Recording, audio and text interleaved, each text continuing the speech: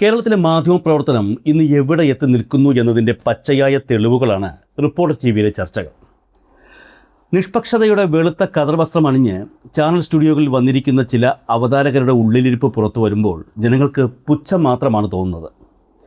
മാധ്യമപ്രവർത്തകരുടെ പേന ഭരണാധികാരിയുടെ പാദസേവ ചെയ്യാനുള്ള ചൂലാകുമ്പോൾ അതിനെ വാർത്താ അവതരണമെന്നല്ല, അധികാരത്തിൻ്റെ ദാസ്യവേല എന്നാണ് വിളിക്കേണ്ടത്. മുഖ്യമന്ത്രി വി ഡി സതീശനും കോൺഗ്രസ് പാർട്ടിക്കുമെതിരെ ഒരു ചെറിയ വിമർശനം പോലും ഉയരാൻ പാടില്ലെന്ന വാശിയോടെ ന്യൂസ് റൂമിനെ KPCC ഓഫീസിൻ്റെ PR ഡെസ്കാക്കി മാറ്റുകയാണ് സ്മൃതി പരുത്തിക്കാട് ചെയ്യുന്നത്. തങ്ങൾക്കെതിരെയുള്ള ചോദ്യങ്ങളെ അസഹിഷ്ണുതയോടെ നേരിടുന്ന കോൺഗ്രസ് ശൈലി അതേപടി ചാനൽ മുറികളിലും നടപ്പിലാക്കാൻ ശ്രമിക്കുന്ന സ്മൃതിയുടെ അന്ധമായ കോൺഗ്രസ് ഭക്തിയും ഇരട്ടത്താപ്പുകളും ഓരോന്നായി ഇപ്പോൾ പുറത്തു വന്നുകൊണ്ടിരിക്കുകയാണ്. നടത്താറുണ്ട്. അതിൽ വിശദമായി തന്നെ ചോദ്യങ്ങൾക്ക് മറുപടി പറയും എന്നാണ് ആ വാചകങ്ങളിൽ നിന്ന് ഞാൻ മനസ്സിലാക്കുന്നത്.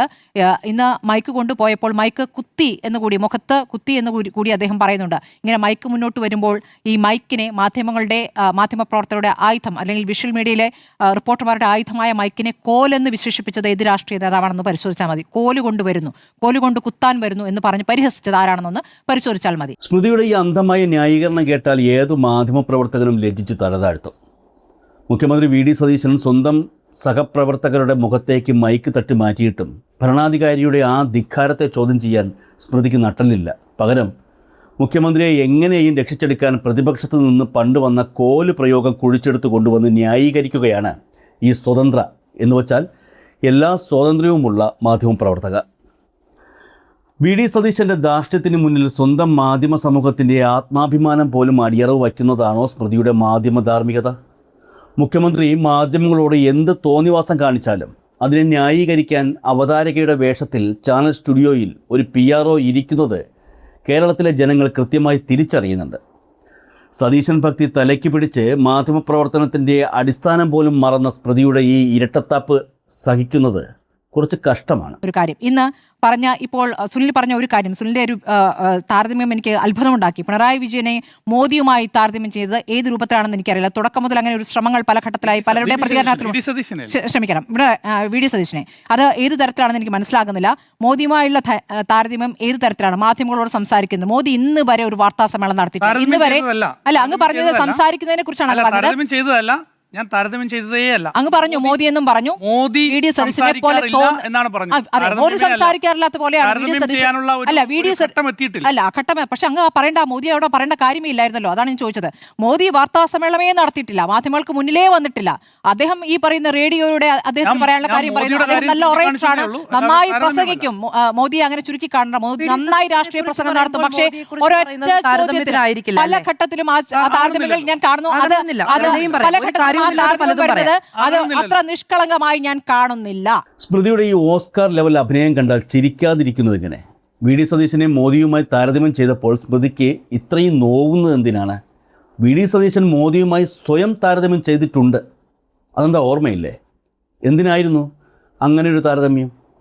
താൻ മുഖ്യമന്ത്രിയാവുന്ന കാര്യത്തിനായിരുന്നു ആ താരതമ്യം എന്നുള്ളത് സ്മൃതി അങ്ങോട്ട് സൗകര്യപൂർവ്വം മറന്നുപോയോ? മുൻ പരിചയമില്ലാത്ത മോദിക്ക് മുഖ്യമന്ത്രിയാകാമെങ്കിൽ എനിക്ക് എന്തുകൊണ്ട് മുഖ്യമന്ത്രി ആയിക്കൂടാ എന്നൊക്കെ സതീശൻ സ്വയം താരതമ്യപ്പെടുത്തിയത് ഈ മാധ്യമപ്രവർത്തകർ അറിഞ്ഞില്ലേ? അതോ കോൺഗ്രസ് അനുകൂല മനോഭാവം സ്മൃതിയുടെ കണ്ണും കാതും അടപ്പിച്ചതാണോ?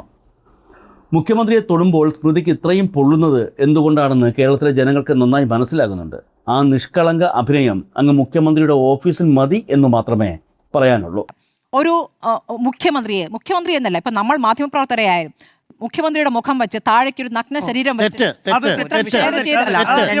അധ്യാപകന്റെ ഫേസ്ബുക്ക് പോസ്റ്റ് അതല്ല. മുഖ്യമന്ത്രി ഇന്ന് പറഞ്ഞ കാര്യം അതാണ്. മുഖ്യമന്ത്രി പറഞ്ഞത് കളവാണ്. മുഖ്യമന്ത്രി ഇന്ന് പറഞ്ഞത് ഒരു മിനിറ്റ്, ഞാൻ KSRTCയിലെ ജീവനക്കാരന്റെ ആണ് നഗ്നചിത്രത്തിൽ. മുഖ്യമന്ത്രി ഇന്ന് എന്താ പറഞ്ഞത് വാർത്താ സമ്മേളനത്തിൽ? അധ്യാപകന്റെ പേര് അധ്യാപകനെ കുറിച്ച് ചോദിക്കുമ്പോൾ മുഖ്യമന്ത്രി KSRTC കാര്യമാണ് പറഞ്ഞത്. മറ്റൊരു കാര്യമാണ് ജീവനക്കാരന്റെ കാര്യമാണ് വാർത്താ സമ്മേളനത്തിൽ പറഞ്ഞത്. അദ്ദേഹം പറഞ്ഞ കാര്യമായിരിക്കും പറഞ്ഞത്. ഒരു മിനിറ്റ് അദ്ദേഹത്തിന്റെ പോസ്റ്റ് എന്താണെന്ന് എനിക്കറിയില്ല. ആ പോസ്റ്റ് എനിക്കറിയാം. ആ പോസ്റ്റ് ഞാൻ കണ്ടു. ജാവേദ് എന്ന് പറയുന്ന അധ്യാപകന്റെ പോസ്റ്റ് എന്ന് പറയുന്നത് സാമ്പത്തിക നില മോശമാകുന്ന സാഹചര്യത്തിൽ പിണറായി വിജയൻ എങ്ങനെയാണ് ആശാ വർക്കർമാർക്ക് 3000 രൂപ കൊടുക്കുന്നത്, ക്ഷമിക്കണം വി ഡി സതീശൻ കൊടുക്കുന്നത്, എന്നാൽ- അതേപോലെ കേൾക്കൂ, ശരി. അതേപോലെ എങ്ങനെയാണ് 1050 കോടി രൂപ പെൻഷന് വേണ്ടിയിട്ട് അനുവദിക്കുന്നത് എന്ന് പറഞ്ഞ് വി ഡി രണ്ട് സതീശൻ സംഭവങ്ങൾ ശരി, രണ്ട് ഉണ്ടായി. സംഭവങ്ങൾ. ഒരു മിനിറ്റ്, ഒരു ഒരു ചോദ്യം മിനിറ്റ്. ചോദിച്ചപ്പോൾ മറ്റൊരു ശരി, എനിക്ക് മറുപടി എനിക്ക് ശരി, അങ്ങനെയാണെങ്കിൽ ഞാൻ വിചാരിക്കുന്നത് ഇതിൽ വി ഡി സതീശൻ മനസ്സിലാക്കിയിരിക്കുന്നത് ഈ KSRTC ജീവനക്കാരൻ നടത്തിയ ഇട്ട പോസ്റ്റ് ഷെയർ ചെയ്തതാണ്. അദ്ദേഹം അത് മനസ്സിലാക്കട്ടെ, അതിൽ നടപടി എടുക്കരുതെന്ന് പറയണം. ഇങ്ങനെയാണെങ്കിൽ അത് പറയേണ്ടതാണ്. പക്ഷേ ആ ചിത്രവുമായി അതുപോലും മനസ്സിലാക്കാനുള്ള സംവിധാനമില്ലേ? അതുപോലും മനസ്സിലാക്കാനുള്ള സംവിധാനമില്ലേ കേരളത്തിലെ മുഖ്യമന്ത്രിക്ക്? ചിത്രത്തെ കുറിച്ച് ആരെങ്കിലും ഇതുവരെ പറഞ്ഞില്ല. ചിത്രം എത്രയോ പേര് പറഞ്ഞു. മുഖ്യമന്ത്രിക്ക് അറിയില്ലേ ഒരാളെ സസ്പെൻഡ് ചെയ്യുമ്പോ? ഒരു മിനിറ്റ്. ദാ ഇതാണ് സ്മൃതിയുടെ യഥാർത്ഥ മുഖം. ഇല്ലാത്ത കാര്യങ്ങൾ ഞാൻ കണ്ടു എന്ന് വിളിച്ചു പോവാൻ ഇത് സ്മൃതിയുടെ ഭാവനാവിലാസമല്ല. ആ പോസ്റ്റ് എനിക്കറിയാം, ഞാൻ കണ്ടു എന്ന് വലിയ ഗമയിൽ തട്ടിവിട്ടിട്ട് അവസാനം സ്വന്തം വാദം പൊളിഞ്ഞപ്പോൾ എയറിലായത് സ്മൃതി തന്നെയാണ്. ഏത് ജീവനക്കാരനെ കുറിച്ചാണെന്നോ എന്താണ് യഥാർത്ഥ വസ്തുത എന്നോ യാതൊരു മിനിമം ഹോംവർക്കുമില്ലാതെ കോൺഗ്രസ് IT സെല്ലിൽ നിന്ന് വരുന്ന ക്യാപ്സ്യൂളുകൾക്ക് അതേപടി ലൈവ് കൊടുക്കുന്നതാണോ സ്മൃതിയുടെ പുതിയ മാധ്യമ ധാർമ്മികത? കേൾവി വച്ച് ഞാൻ കണ്ടേ എന്ന് വിളിച്ചു കൂവുന്നത് സ്വതന്ത്ര മാധ്യമ പ്രവർത്തനമല്ല, ശുദ്ധ അസംബന്ധമാണ്. കതറിട്ട കണ്ണാടിയിലൂടെ നോക്കിയാൽ വി ഡി സതീശൻ്റെ സർക്കാരിൻ്റെ വീഴ്ചകളും വലിയ രാഷ്ട്രീയ വിജയങ്ങളായി സ്മൃതിക്ക് തോന്നാം. കോൺഗ്രസ് കോട്ടകളിൽ നിന്ന് നൽകുന്ന നിർദ്ദേശങ്ങൾ അതേപടി ചാനൽ മുറികളിൽ വന്ന് വിളിച്ചു പറഞ്ഞാൽ ജനങ്ങൾ അത് വിഴുങ്ങുമെന്ന് കരുതുന്നതാണ് ഇന്നത്തെ കാലത്ത് ഏറ്റവും വലിയ വിഡ്ഢിത്തം. TV സ്ക്രീനുകളിൽ വന്നിരുന്ന് നിങ്ങൾ നടത്തുന്ന ഈ ഇരട്ടത്താപ്പും കപട നിഷ്പക്ഷതയും തിരിച്ചറിയാനുള്ള രാഷ്ട്രീയ പ്രബുദ്ധത കേരളത്തിലെ ജനങ്ങൾക്കുണ്ട്. അധികാരത്തിൻ്റെ തണൽപ്പറ്റി സ്മൃതി പടുത്തുയർത്തുന്ന ഈ നുണക്കോട്ടകൾക്ക് ആയുസ് വളരെ കുറവാണ്. മാധ്യമപ്രവർത്തനം എന്നത് ജനങ്ങൾക്ക് വേണ്ടിയായിരിക്കണം, അല്ലാതെ ഒരു പ്രത്യേക രാഷ്ട്രീയ പാർട്ടിയുടെയോ ഭരണാധികാരിയുടെയോ ഇമേജ് വർദ്ധിപ്പിക്കാനുള്ള PR ഏജൻസിയാവരുത്. സ്മൃതിക്ക് കോൺഗ്രസിനോടും വി ഡി സതീശനോടും ഇത്രയും വിധേയത്വമുണ്ടെങ്കിൽ മാധ്യമപ്രവർത്തനത്തിൻ്റെ കുപ്പായം ഊരിവെച്ച് KPCCയിൽ ഔദ്യോഗികമായി മെമ്പർഷിപ്പ് എടുക്കാൻ തയ്യാറാകണം. അല്ലാതെ നിഷ്പക്ഷതയുടെ മുഖംമൂടി അണിഞ്ഞ് ജനങ്ങളെ പറ്റിക്കാൻ നോക്കരുത്. ഓർക്കുക, നിങ്ങളുടെ ചോദ്യങ്ങളും ന്യായീകരണങ്ങളും കോൺഗ്രസിനെ വെളുപ്പിച്ചെടുക്കാൻ വേണ്ടിയുള്ളതാണെങ്കിൽ ഞങ്ങളുടെ ചോദ്യങ്ങളും മറുപടികളും യാഥാർത്ഥ്യബോധമുള്ള കേരളത്തിൻ്റെ ജനങ്ങൾക്ക് വേണ്ടിയുള്ളതാണ്. ചോദ്യം ചെയ്യുന്ന മാധ്യമ പ്രവർത്തകരെ പോലും തിരിച്ച് ചോദ്യം ചെയ്യാൻ ഇന്നിവിടെ ജനങ്ങളുണ്ട് എന്ന യാഥാർത്ഥ്യം ഇനിയെങ്കിലും ഓർക്കുന്നത് നന്നായിരിക്കും.